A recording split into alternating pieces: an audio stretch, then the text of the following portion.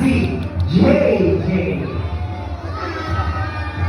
Hi, Austin folks. This is Mr. Bill and JJ, our Philippine great Hornbill with a Thanksgiving memo, who sells Minta lenses, Minta Mindanao, and lenses meaning belonging to their farm, belonging to Mindanao. As you can see, guys, their bills around Manila, Magdiba.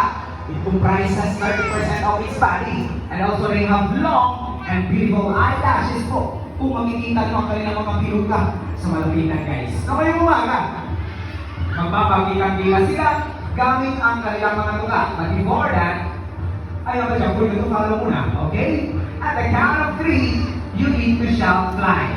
Okay, let's practice first. 1, 2, 3, and...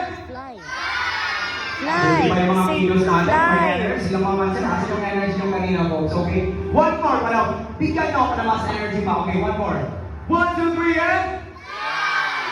Okay, ng ating mga bisita, mga kuya, Kuya Lexter, Kuya Richie. Ready na ba ang ating mga kalaw na, folks? Prepare your cameras, mabilis lang to. At the count of 3, 1, 2, 3, and...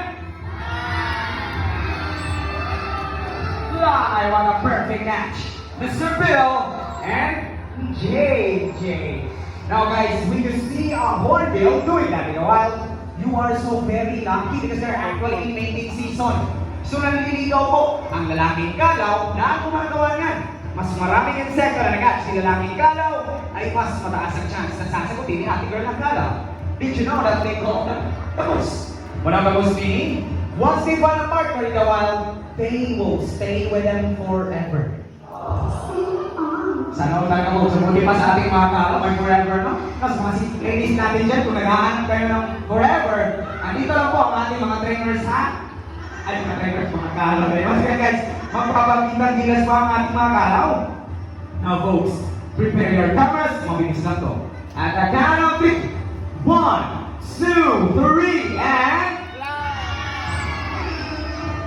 Fly, and that is our Philippine Great Hornbill, or also known as the Kalaw, the alarm clock of the rainforest, because they make noise every morning, noon, and afternoon. Palakpakan po natin ang ating mga kalaw. So syempre, ating mga pooging trainer, na si Kuya Richie at Kuya Dexter. Alright, now folks, fan pa pala